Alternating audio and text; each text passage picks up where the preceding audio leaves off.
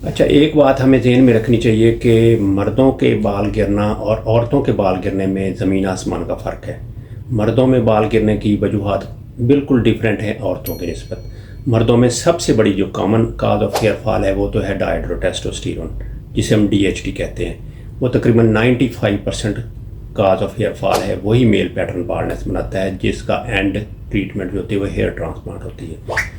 लेकिन फ़ीमेल के अंदर ये है कि ज़्यादातर काजेज़ हार्मोनल होती हैं, जो कि फ़ीमेल हार्मोन के इम्बैलेंस की वजह से पैदा होती हैं, उनसे हेयर फॉल होता है। फॉर एग्जांपल, एक पॉलीसिस्टिक ओवरी का पेशेंट है, उसमें हेयर फॉल स्टार्ट हो सकता है। इसी तरह और बहुत सारी डिजीज़ हैं जिसमें थायराइड फंक्शन का डिस्टर्ब हो जाना, हाइपर कैल्शीमिया, हाइपोकैल्सीमिया, मैग्नीशियम लेवल ख़राब हो जाना, विटामिन डी की डेफिशिएंसी, कैल्शियम की डेफिशिएंसी। तो इस तरह बहुत सारी ऐसी काजेज़ हैं जो कि फ़ीमेल में बाल गिरने की वजह बनती हैं। लेकिन मेल में ज़्यादातर वजह जो है 95% वो डायहाइड्रोटेस्टोस्टेरोन है। तो उसका ट्रीटमेंट डायहाइड्रोटेस्टोस्टेरोन की सुप्रेशन है या फिर हेयर ट्रांसप्लांट है। हाँ, बाकी 5% में मेल के अंदर भी हार्मोनल इम्बैलेंस की वजह से बाल गिर सकते हैं। मेल में जो है वो दूसरी 5% वजूहात में ये आ जाता है कि जैसे उसमें न्यूट्रिशनल डेफिशिएंसीज हो सकती हैं, वाइटामिन की डेफिशिएंसी हो सकती है। तो अब इनकी हमने प्लान ऑफ ट्रीटमेंट और इवैल्यूएशन कैसे करना होती है। एक मेल आता है आपके पास हेयर फॉल की ट्रीटमेंट लेने, तो हेयर फॉल की ट्रीटमेंट उसमें हम ज़्यादातर वजह तो यही होती है कि उसका मेल पैटर्न की वजह से, स्पेशली अगर उसका सिर्फ फ्रंटल, मिड स्कैल्प और क्राउन एरिया अफेक्टेड है तो वो मेल पैटर्न बाल्डनेस है मोस्टली। और अगर सारे सर के बाल गिर रहे हैं तो फिर और भी काज हो सकती है, जैसे टीलोजन एफ्लूवियम है। तो उसको हम इवेलुएट करते हैं, उसके इन्वेस्टिगेशन लेते हैं, कोई अंडरलाइंग न्यूट्रिशनल डेफिशिएंसी है या कोई और वजह है, कोई थायराइड फंक्शन डिस्टर्ब हुआ है।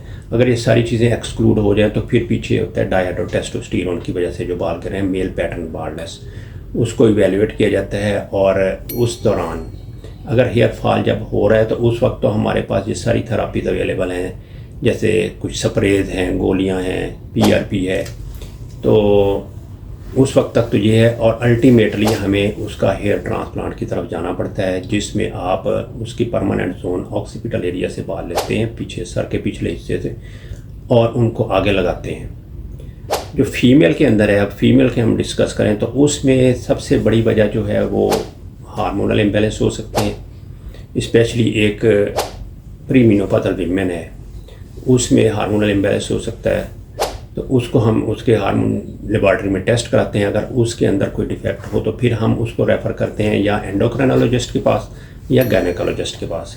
तो वहाँ पर उसकी ट्रीटमेंट होती है, उससे मोस्टली उनका हेयर फॉल ट्रीट हो जाता है। और इसके अलावा जो फीमेल में बड़ी वजह है वो है फेरेटिन लेवल का कम हो जाना या विटामिन डी की डेफिशिएंसी, कैल्शियम डेफिशिएंसी। तो इनको भी ट्रीट किया जा सकता है कंजर्वेटिवली।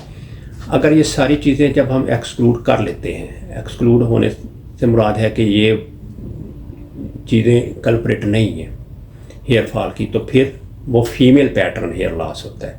उसकी ट्रीटमेंट सिमिलरली हम जैसे मेल में करते हैं, ट्रांसप्लांट उसमें भी किया जा सकता है, या बाकी उसमें कुछ ड्रग्स हैं वो दी जा सकती हैं, स्प्रेज हैं वो दिए जा सकते हैं।